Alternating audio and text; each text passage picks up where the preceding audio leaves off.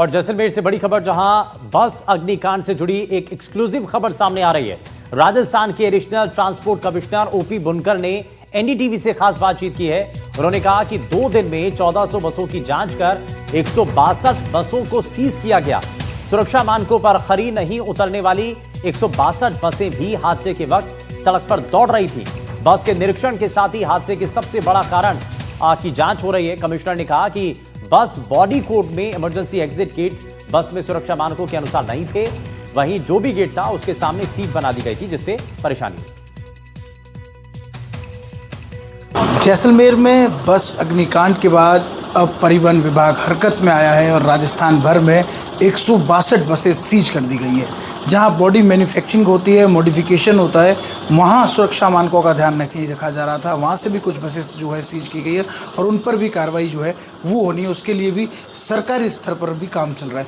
क्या कुछ ओवरऑल है, क्या कमेटी बनी है, क्या जांच हो रही है और यहाँ जो बस जो मिली है उसमें क्या ऐसी कमियाँ थी जिसके चलते 22 लोग अब तक जान गंवा चुके हैं?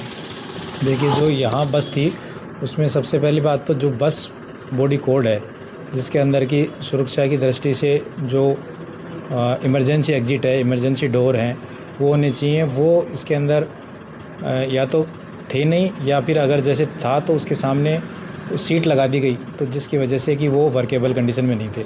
तो वर्केबल कंडीशन की नहीं होने की वजह से जो लोग हैं वो उसमें से एस्केप नहीं हो पाए।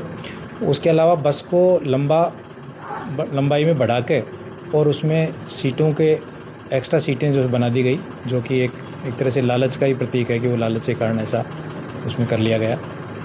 और ये जो हमारी 5 सदस्यीय कमेटी की एक बनेगी ये जांच के लिए, जिसके अंदर परिवहन विभाग के जो वरिष्ठतम अधिकारी हैं वो हैं और 2 रोडवेज से जो इंजीनियर्स हैं उनको लिया गया है और एक इंस्पेक्टर हैं हमारे जो इसके कोड के बारे में भलीभांति जानकारी रखते हैं।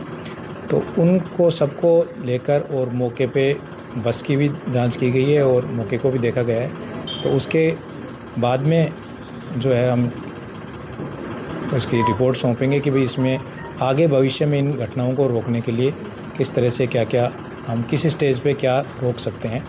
इसके साथ ही राज्य सरकार की स्तर से आज एक जो CIRT है, जो पुणे के अंदर एक गवर्नमेंट ऑफ इंडिया की एक अंडरटेकिंग है, जो एक स्वतंत्र एजेंसी है जो रोड ट्रांसपोर्ट और सेफ्टी के लिए, तो उसको भी निवेदन किया गया है। उसकी टीम भी कल शाम तक जैसलमेर पहुंचेगी और वो भी एक पृथक से जांच करके और इस पूरी घटनाक्रम के बारे में रिपोर्ट देगी। एक अंतिम सवाल लेना चाहूँगा। एक परिवहन विभाग का सर्कुलर मेरे पास है, वो कहता है कि शाम 6 बजे से पहले स्लीपर बसें सड़क पर नहीं दौड़ सकती। तो ये दोपहर 3 बजे कैसे हादसा हो गया? नहीं, इसमें क्या है कि जैसे जो ऑल इंडिया टूरिस्ट परमिट की बसें हैं जो बहुत लॉन्ग रन की हो सकती हों, उसमें वो दिन वाला प्रोविज़न लागू नहीं है। जैसे ऐसा कोई हो कि वो केवल रात में सफ़र हो रहा हो, उसके लिए वो रात का लागू है। और साथ में क्या है, ये कॉन्ट्रैक्ट कैरिज है। कॉन्ट्रैक्ट कैरिज में क्या होता है कि A to B अगर आपका कॉन्ट्रैक्ट हो गया तो उसमें वो जा सकता है। उसमें टाइम टेबल का जो है वो पालन नहीं होती है। टाइम टेबल स्टेज कैरिज के अंदर टाइम टेबल। तो ये ऑल इंडिया परमिट थी इस बस की? हाँ, ये टूरिस्ट परमिट बस थी है, तो इसलिए क्या है कॉन्ट्रैक्ट कैरिज के अंदर आती है। देखिए, तमाम बसों की जांच हो रही है और राजस्थान भर की 162 बसें सीज कर दी गई और ये कार्रवाई लगातार जारी है। माना यह जा रहा है कि परिवहन विभाग अब जो है वो और ज़्यादा सख्ती के साथ कार्रवाई करेगा और इस घटना के बाद अब सरकार से लेकर प्रशासन और जनप्रतिनिधि तमाम लोग जो है संवेदनशीलता के साथ काम कर रहे हैं। और कल तक एक और टीम जो कि सेंट्रल एजेंसी है वो भी इस मामले को लेकर जाँच करेगी। श्रीकांत, NDTV, जैसलमेर।